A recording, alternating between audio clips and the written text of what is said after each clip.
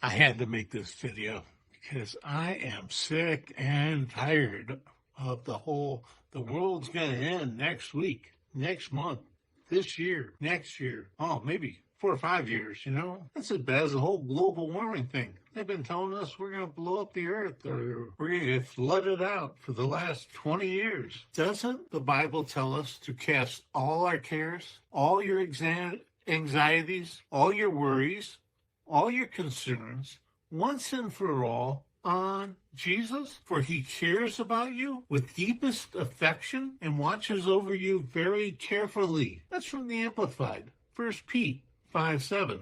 I've been hearing about this since 88. When they told me 88 reasons why the world's going to run in 88, why the world's going to end in 88. I preached a sermon about it. And then I got to do it again in 89 when they came out with 89 reasons the world's going to end in 89. It doesn't matter. If you're saved, what's the problem? You get to go to heaven. If you're not saved, get saved. Big deal. But this whole let's worry about it and freak out about it and worry and gotta tell all our relatives, the world's gonna end. We look like the old New York Times cartoon where the guy's walking around in a robe and carrying a sign, the world's gonna end. People laugh at us. How would you do that? They've been doing this for years. I think 2012, it was some Mayan calendar. Y2K, every year. The same people are telling you the same garbage. Oh, it's a blood red moon. We get blood red moons all the time. I personally have never really looked for one, but come on. If you're worried about it, cast your cares on Jesus. If you're not saved, get saved. If you want to help somebody get saved, then let's talk about that. There are ways to help them get saved. First thing is be a good example and don't be freaking out every time the moon changes. Don't be all wrapped up and worried about this and worried about that.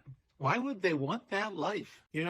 This end times is so sucked up into people's lives that they're messed up. They look like they're almost demonically oppressed. They spend their whole life scared of being all this and trying to scare other people into Jesus. I wouldn't want that life.